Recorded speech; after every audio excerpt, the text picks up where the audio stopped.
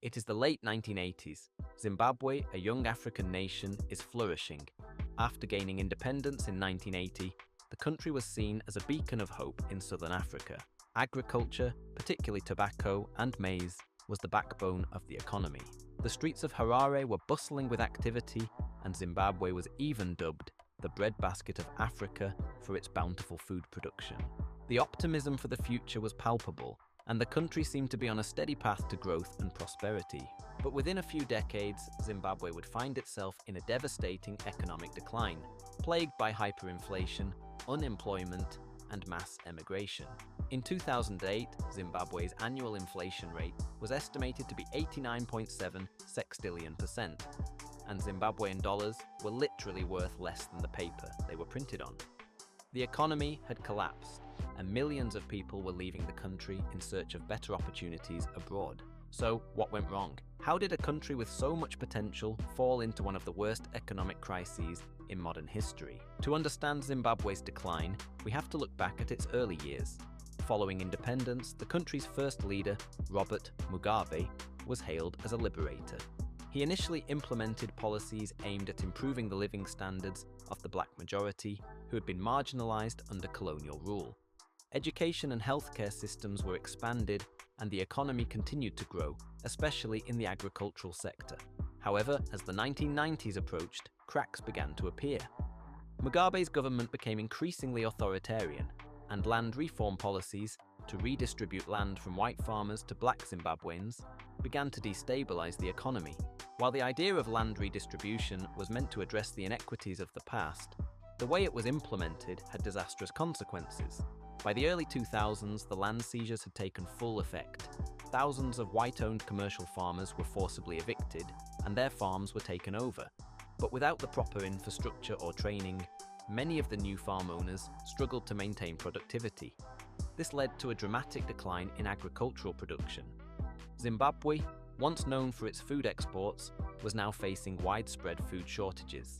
At the same time, Mugabe's government printed more and more money to cover budget deficits and fund social programs, leading to hyperinflation. The Zimbabwean dollar rapidly lost its value, and people's life savings were wiped out overnight. Grocery store shelves emptied, and basic goods became unaffordable for most Zimbabweans. The collapse of agriculture wasn't the only factor in Zimbabwe's economic decline. Over time, the government also became increasingly corrupt. Instead of investing in key sectors like industry or infrastructure, Mugabe's administration focused on maintaining power.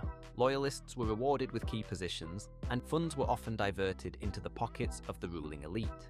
International sanctions also compounded the problem. In response to human rights abuses and undemocratic practices, Western nations, particularly the United States and the European Union, imposed targeted sanctions on Zimbabwe. These measures were intended to pressure the government to reform, but they also limited the country's access to international financial markets. The sanctions, combined with the collapse of key industries, isolated Zimbabwe from the global economy and exacerbated the crisis. By the mid-2000s, Zimbabwe was in full-blown crisis. Unemployment skyrocketed, and the formal economy essentially ground to a halt. Many Zimbabweans turned to informal trading or fled the country entirely, seeking work in neighboring South Africa or even further abroad. It is estimated that more than 3 million had left the country by 2010. In 2009, the government finally abandoned the Zimbabwean dollar and adopted a multi-currency system, with the US dollar and South African rand becoming the primary currencies. This stabilized the situation somewhat, but the damage was already done. The country's infrastructure was in ruins, public services had collapsed, and confidence in the government was at an all-time low. In November 2017, after nearly 40 years in power, Robert Mugabe was ousted in a military coup, and Emmerson Mnangagwa became the new president. Many Zimbabweans hoped that this would mark a turning point, but so far the promised economic reforms have been slow to materialize. Corruption remains widespread, and the country's economy is still heavily dependent on agriculture, which has not recovered to its pre-crisis levels. The introduction of a new currency, which was also called Zimbabwean dollar, in 2019 was intended to restore monetary sovereignty, but it quickly lost value, and inflation once again became a major problem.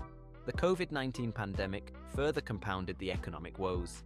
as global trade slowed and local industries struggled to stay afloat. Despite government assurances, many Zimbabweans feel that economic recovery remains a distant hope. What happened in Zimbabwe is a reminder of how political decisions can have long-lasting economic consequences. From land reform to hyperinflation, the country's descent into economic chaos was not caused by a single factor, but by a combination of mismanagement, corruption, and bad governance. That's all for today. If you want to know more about a region in Spain that desperately wants to leave the country, I can recommend my video about the Basque Country. Have fun watching it, and see you next time. Ciao!